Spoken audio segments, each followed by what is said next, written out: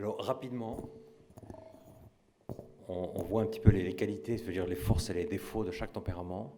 C'est important qu'on puisse voir, qu'on puisse les capter. Donc, tu vois le colérique.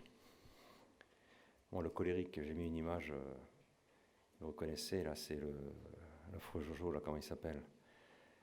C'est Othello, d'Hamlet, un tempérament vraiment colérique,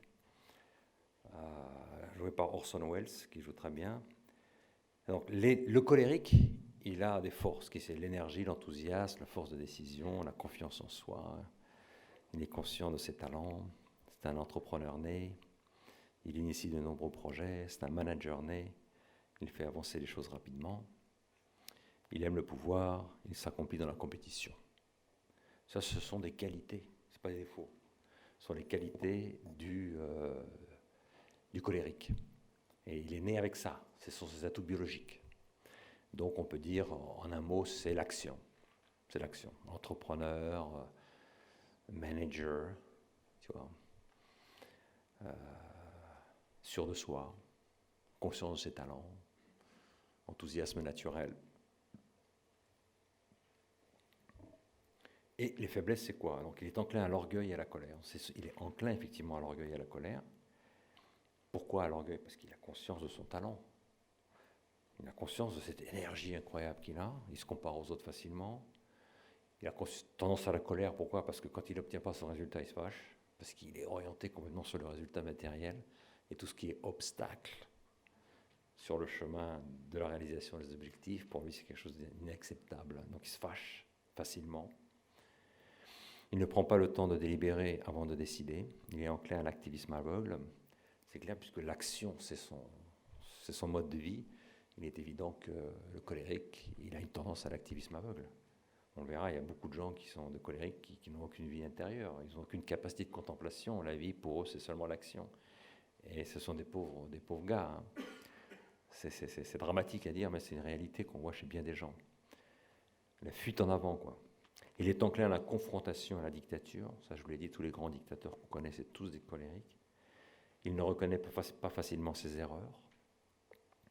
Il a du mal à accepter que ses talents soient des dons et non pas le fruit de son activité personnelle. Ça, c'est clair aussi. Le colérique, il a du mal à accepter les dons, les talents comme dons.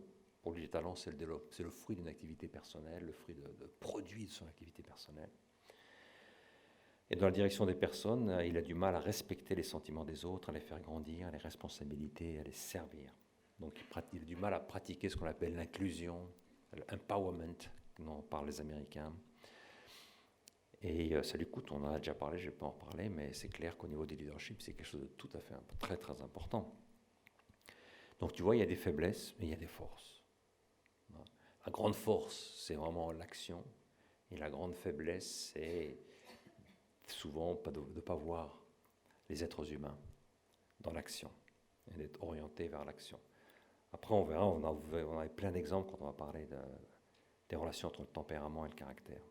Donc le colérique, il a surtout besoin d'humilité. Donc le colérique, tu dis, tu as besoin d'humilité.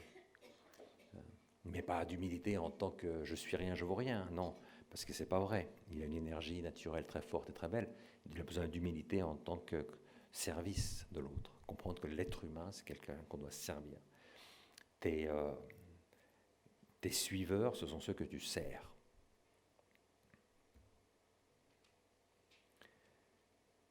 Le mélancolique, alors ça c'est Hamlet. C'est un acteur anglais qui est mort il y a quelques années. Il était très très bon. Il a vraiment une tête de mélancolique là. Parfois tu vois sur le visage d'une personne, tu découvres son tempérament. Quand il est très fort le tempérament, ça se voit dans le visage. Donc lui, tu vois Othello, joué par Orson Welles, tu vois le visage, c'est un colérique, tu vois tout de suite. Là sur ce visage, c'est pareil. Hamlet, tu vois, il le joue bien l'acteur. C'est pas un sanguin là. C'est clair que c'est pas un sanguin. C'est vraiment un mélancolique 100%. Alors le mélancolique, il est enclin à la contemplation. Ça c'est le gros truc. Le mélancolique, c'est le contemplatif. Naturellement contemplatif. Hein. Enclin à la contemplation, il cherche la perfection en toute chose. Alors ça, c'est la grande chose, la question qu'on se pose, pourquoi est-ce qu'il cherche la perfection? C'est que le mélancolique, qu'est-ce qui se passe? Le mélancolique,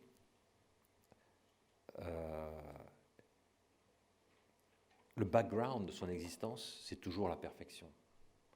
C'est-à-dire qu'il éprouve une certaine nostalgie constante de ce monde un peu perdu. Il est très platonicien, en fait, de tempérament.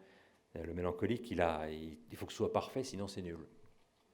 C'est ça. Si c'est pas parfait, c'est nul. Donc il y a chez lui une tendance entre la perfection ou le zéro, quoi. Mais c'est typique de l'artiste. L'artiste, il te dira c'est nul mon truc, alors que pour toi c'est un objet d'art. Parce que c'est pas parfait. La perfection est obligatoire chez lui, parce qu'il est idéaliste. Et l'idée, elle est parfaite. Voilà, l'idée, elle est parfaite. Donc l'idéaliste, il a besoin de perfection dans toute chose. Et donc c'est positif d'ailleurs, parce que c'est ça qui crée vraiment la dynamique de la créativité, c'est la soif de perfection. Il est facilement fidèle, patient, persévérant. Il affronte les grandes difficultés avec aplomb et il est indépendant. Il affronte les grandes difficultés avec aplomb parce qu'il est profond. Le mélancolique, il est profond, il trouve facilement un sens, je veux dire, aux difficultés de l'existence, à la douleur, il trouve un sens assez facilement. C'est pour ça que les mélancoliques sont très endurants. C'est facile pour eux d'être endurants, je veux dire. C'est difficile pour eux d'être activement courageux, de pratiquer l'audace, mais c'est très facile pour eux d'être endurants. Les mélancoliques, ce sont des gens qui savent rester à leur place, même si c'est difficile. Ça ne leur coûte pas. Là, on est en train de parler de biologie, hein. Donc parfois quand je dis ils savent, etc., ou ils font ça, etc., je veux dire il y a une inclination naturelle qui fait que pour eux, ça c'est facile. Alors les faiblesses, tu vois, il a tendance à se laisser absorber par ses pensées, ses sentiments. Ça c'est la grande... C'est une faiblesse et une force en réalité. La self-absorption, donc le fait d'être absorbé soi-même par ses sentiments, par ses idées, etc., c'est quelque chose de positif et de négatif. C'est positif dans le sens où ça te permet de produire quelque chose de nouveau, de la créativité, mais c'est négatif au sens où si tu te laisses complètement absorber par tes sentiments, par tes pensées, etc., mais tu te noies. Tu te noies dans toi-même. Et donc, tu ne peux plus en sortir et tu deviens à moitié fou. Donc, l'absorption par soi-même est quelque chose de positif, mais s'il n'y a pas de limite, ça devient quelque chose de terriblement dangereux. Ça devient extrêmement dangereux. Tu peux avoir une maladie psychique, tu peux devenir à moitié fou, quoi. Donc, c'est pour ça d'ailleurs bien des gens ont confondu pendant très longtemps la mélancolie avec une maladie. La fameuse mélancolia était considérée au XIXe siècle par les médecins comme une maladie. On parlait des crises de mélancolie. On ne dit jamais qu'il a une crise de cholérisme. C'est ce que je veux dire. Mais on dit qu'il a une crise de mélancolie. C'est extrêmement intéressant parce que tu vois, chez les anciens Grecs, la mélancolie c'était pour eux le plus fort des tempéraments, le plus utile, le plus merveilleux. Aristote, il a un petit livre qui s'appelle Problème 30. Et dans ce livre, il dit tous les mélancoliques sont des êtres de génie, non pas par maladie, mais par nature. Aujourd'hui, on dirait que tous les colériques sont des êtres de génie, parce qu'aujourd'hui, le management, la politique, tout ça, on veut des colériques. Alors que pour les anciens Grecs, qui étaient surtout des artistes, qui étaient surtout des philosophes, des penseurs, des contemplatifs, pour eux, le talent, je veux dire, le plus grand talent, c'était d'avoir un tempérament mélancolique. Alors qu'aujourd'hui, non. Aujourd'hui, qu'est-ce qu'on valorise? Non pas la contemplation, on valorise l'action. Donc, on dit il est colérique, donc c'est bien. Vous comprenez? Mais alors sachez que pour les anciens Grecs, ce n'était pas ça du tout. C'était vraiment le mélancolique qui était considéré comme vraiment le plus chanceux. C'est celui qui a un tempérament mélancolique. Parce que ça va être vraiment un contemplatif, un créateur, un penseur, un homme ou une femme de réflexion. Il craint l'action dans laquelle se manifeste irrémédiablement l'imperfection due aux limitations de la nature humaine. Ça, c'est extraordinaire. C'est que le mélancolique, comme je vous le dis, le fond, le background de son existence, c'est la perfection. Et ça, c'est beau, mais ça a des conséquences terribles. Pourquoi? Parce que tout ce qui passe entre lui et ce background, ça va être nul. Vous voyez ce que je veux dire? Si le background de son existence, c'est la perfection absolue, ben, tout ce qui passe entre-temps, c'est nul. Donc tout va être nul. Tout est nul si ce n'est pas incroyablement beau et parfait. Tu vois, il y a chez le mélancolique une nostalgie, c'est pour ça qu'il souffre, c'est pour ça que souvent on le représente avec une gueule d'enfer. Les mélancoliques. Qu'ils ont, autant le sanguin, on lui met un gros sourire, autant le mélancolique, on lui met un sourire vers le bas. Et donc, qu'est-ce qu'on veut dire? On veut dire qu'il est triste. Pourquoi il est triste? Il est triste parce que sur Terre, il ne peut pas obtenir ce vers quoi il tend. Il y a une nostalgie chez les mélancoliques, qui est la nostalgie de la perfection. Et sur Terre, elle est inaccessible. Et donc, chez le mélancolique, il y a un malheur naturel, qui doit être contrôlé, bien sûr, mais naturel. Si tu as un enfant mélancolique, il ne faut pas paniquer s'il a l'air triste. C'est son mode d'être. Parce qu'il est nostalgique d'une perfection perdue vers laquelle il tend, mais il vous rend compte qu'on est loin, quoi. Voilà, donc c'est en réalité c'est une nostalgie positive. C'est une nostalgie que j'appelle créatrice. Ce qu'il ne faut pas, c'est qu'il se laisse tomber au désespoir. Alors là, ça c'est la faillite du tempérament mélancolique, c'est le désespoir. Mais cette espèce de tristesse naturelle qu'on voit chez les mélancoliques, ce n'est pas quelque chose de négatif en soi. Parce qu'elle est produite par quelque chose de positif. Elle est produite par la conscience de fin dernière. Tu sais, chez Platon, il y a cette idée que tu viens d'un monde parfait et que tu retournes vers ce monde parfait et que sur Terre, c'est difficile, quoi. Et les mélancoliques, il vit un peu de ça, sans se rendre compte souvent, parce qu'ils ne savent même pas qu'il est mélancolique. Mais il a une recherche de perfection qui fait qu'il est triste parce que jamais il l'obtient. Alors que le colérique, il obtient des résultats concrets matériels, ce qui s'est fixé, et il est heureux.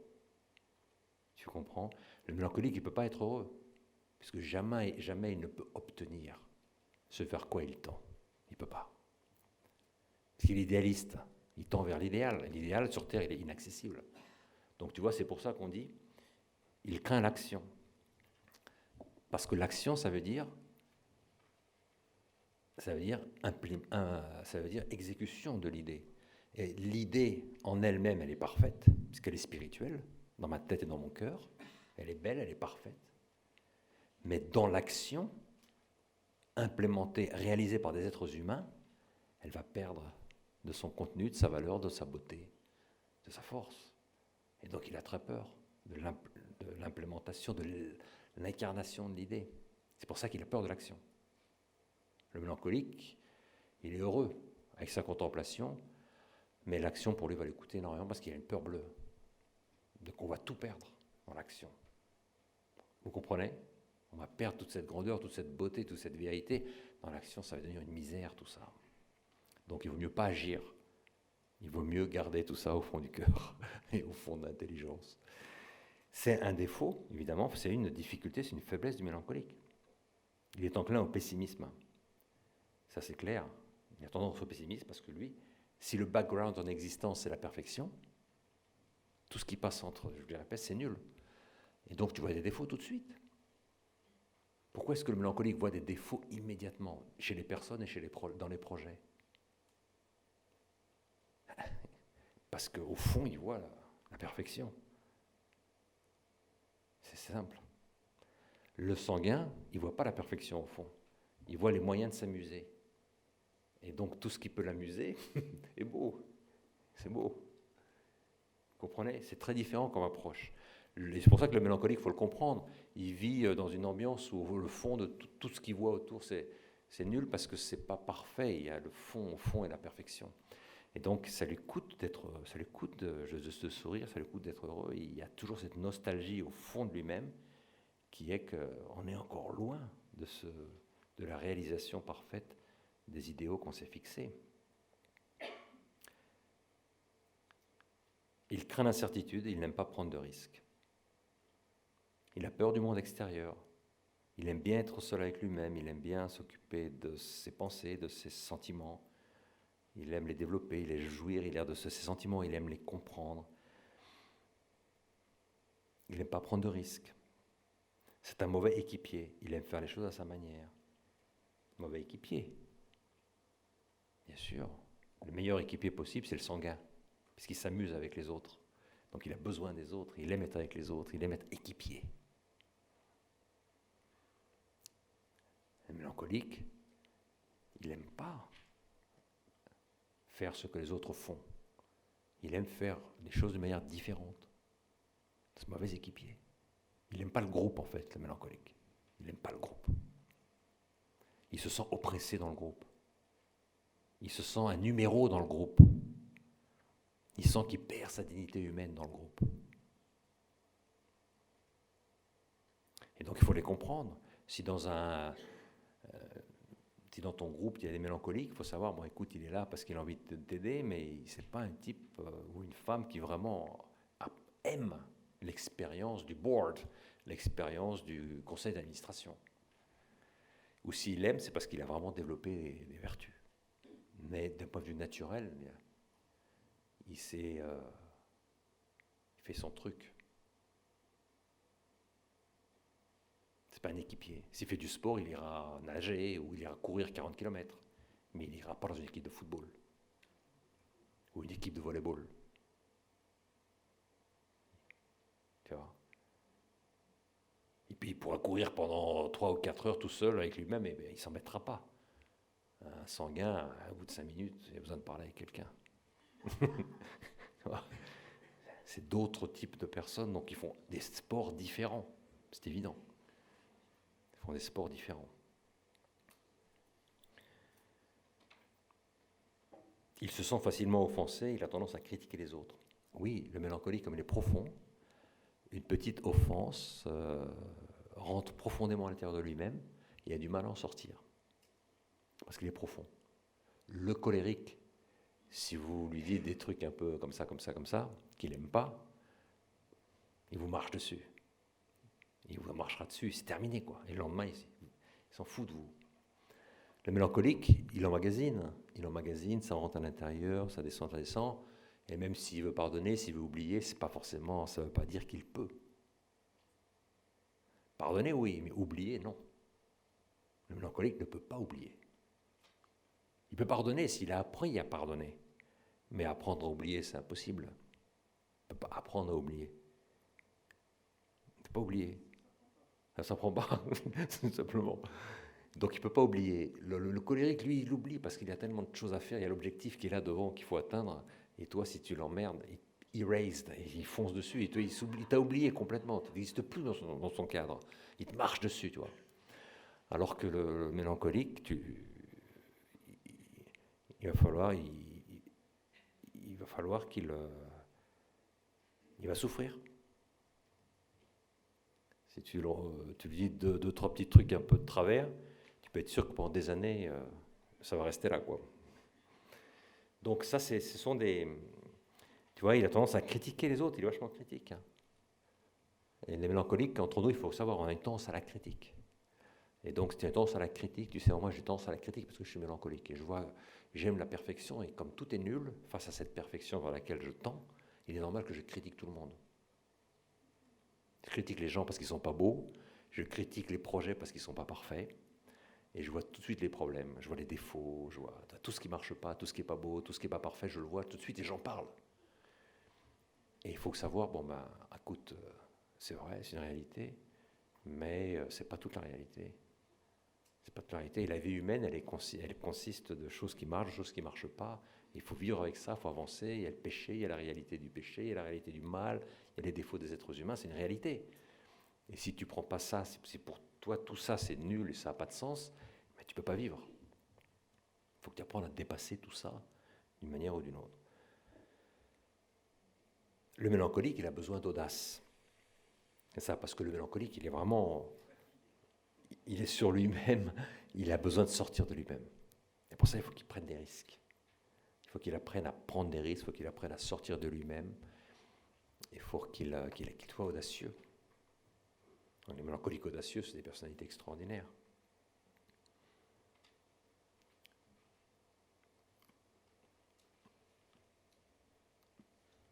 Le sanguin, alors vous voyez encore un personnage qui a un visage sanguin. C'est un visage sanguin. Et heureux de vivre, il dit maintenant, et on voit qu'il jouit des personnes. C'est les personnes qui le rendent heureux. Il a besoin de se communiquer aux autres. C'est qui ça? C'est un des héros Anna Karénine de Tolstoï, Stiva, c'est un grand sanguin qui vit du moment présent. Pas forcément un héros de leadership, hein, mais sur ce visage, tu vois le sanguinisme. C'est les personnes, attiré par les personnes. Alors la force du sanguin, c'est ça. Il aime les personnes, il veut les rendre heureuses. Il est amical et communicatif, il est cordial et généreux, compatissant. Il est entreprenant. Il est entreprenant, pas comme le colérique. Le colérique, il est entreprenant parce qu'il veut obtenir un résultat. Le sanguin, il est entreprenant parce qu'il veut s'amuser. Il aime l'aventure. Donc, qu'est-ce qui va se passer? Il va commencer, mais il ne va pas forcément terminer. Mais par contre, il va commencer plein de choses. Parce que le commencement est toujours amusant. Vous êtes d'accord? Continuer et s'occuper de la routine, ça devient un peu embêtant. Et ça va le stopper. Le colérique, s'il y a de la routine, il va continuer facilement. Le sanguin, non. Il va passer à autre chose. Dès que la routine s'incruste, on passe à autre chose. Et on arrête ce projet, il est nul. Il n'y a plus d'amusement. Avec la motivation du sanguin, on va le voir, la motivation est beaucoup basée sur l'amusement, sur la joie de vivre. Donc, il n'y a plus de joie de vivre, ça n'a plus de sens. Donc il est entrepreneur parce qu'il aime l'aventure. Donc s'il n'y a plus d'aventure, il n'y a plus d'entrepreneur. Il faut qu'il y ait de l'aventure tout le temps. Il faut constamment maintenir l'aspect aventure chez le sanguin. Sinon, il s'ennuie. Ses sens externes sont toujours en éveil. Il remarque tous les détails. C'est un extroverti, il vit de l'extérieur. Il capte toute la réalité. Si tu l'envoies ici jusqu'au métro Passy, et ensuite au métro Passy, tu lui demandes est-ce que tu peux écrire des choses sur ce que tu as vu dans la rue? Il pourrait écrire un livre. Il a tout vu, il a tout senti, il a tout perçu, il a tout flairé. Il peut écrire un livre sur ce qu'il a vu, ce qu'il a ressenti, les odeurs, tout. Il vit dans l'extérieur. Le mélancolique, tu l'envoies au métro Passy, tu lui dis tu vas écrire un bouquin sur ce que tu as vu. Il va raconter sa vie qui n'a rien à voir avec ce qu'il a vu sur le passage, parce qu'en réalité, il n'a rien vu. Il n'a rien senti, il n'a rien expérimenté. Il n'a fait que l'expérience de lui-même. Il était dans son idée, dans son sentiment personnel pendant ce voyage, parce qu'il est introverti. Ses faiblesses, donc il a du mal à contrôler ses sens externes. Donc, il y a les sens externes qui sont toujours en action. Donc c'est positif, comme un espion qui capte tout. Mais c'est négatif parce qu'il capte tout.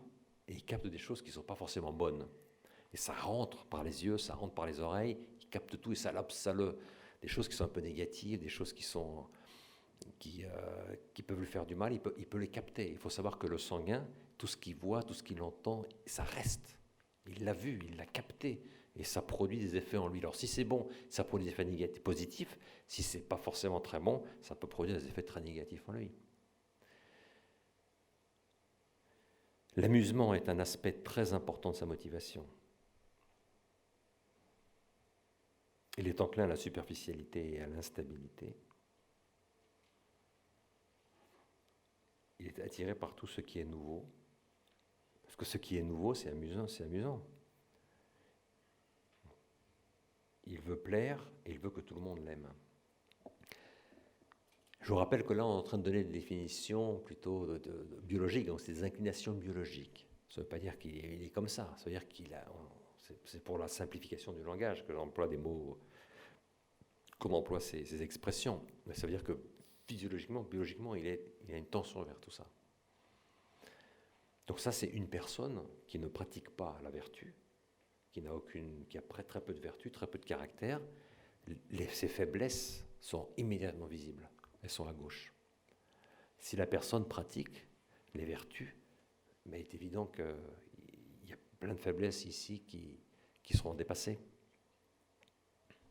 Et ça, ce sont les faiblesses naturelles du sanguin. Donc le sanguin, ce dont il a besoin, en fait, c'est d'endurance. Il est très instable.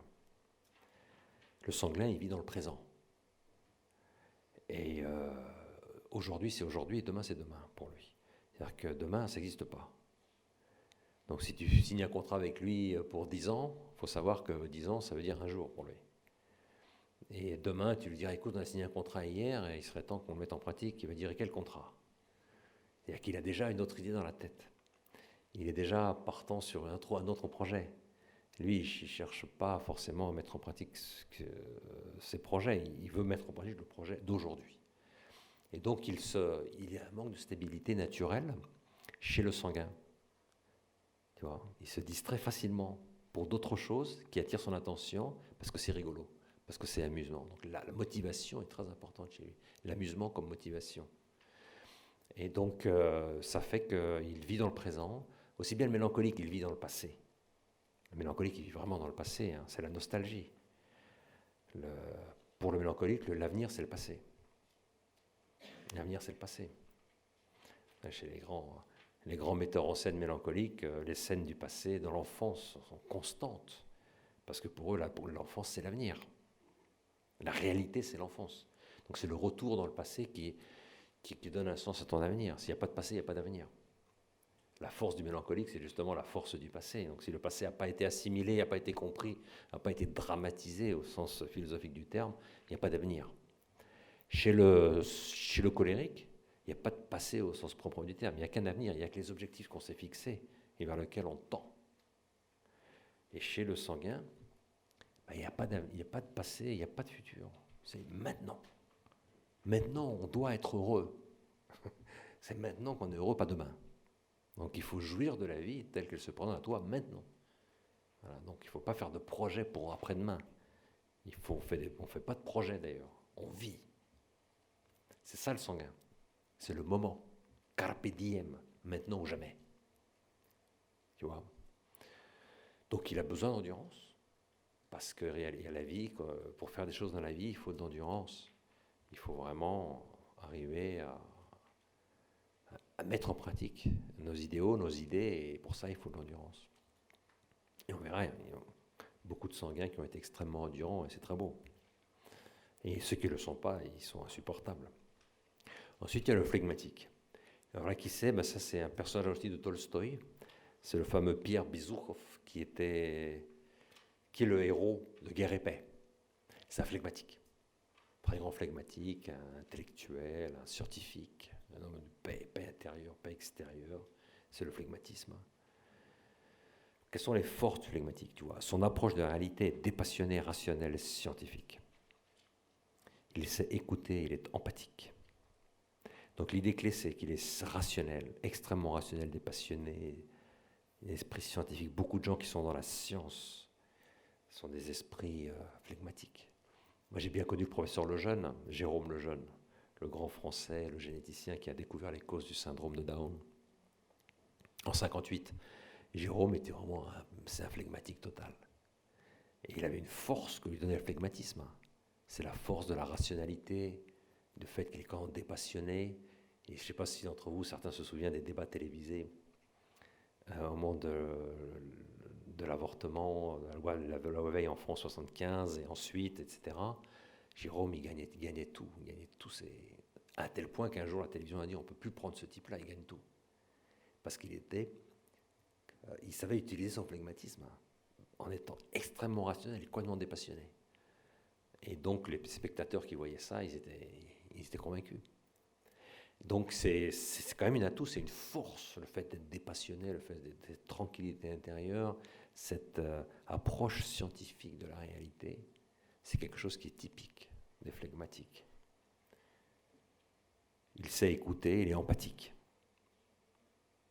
Il a un sens profond du devoir, il aime la coopération. Il a une volonté de faire presque toujours cachée. Il a une très grande volonté, ouais. Très forte volonté. Chez le colérique, elle est visible, cette volonté, elle est externe, alors que chez le flegmatique, la volonté, elle est intérieure. Elle n'est pas moins forte, mais elle est intériorisée. Il est constant et persévérant. Il est difficile de lui faire perdre son calme. Ça, c'est typique, voilà. Voilà le flegmatique, voilà tous ses atouts, voilà toutes ses forces. Quelle est sa grande faiblesse ? Il aime nager dans le sens du courant. Il aime le statu quo, il n'aime pas le changement.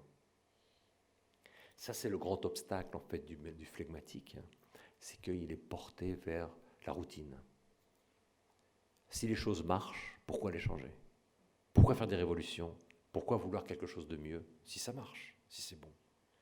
Donc la tendance du flegmatique, c'est pas la paresse, c'est une tendance à Ça marche, pourquoi veux-tu changer le truc?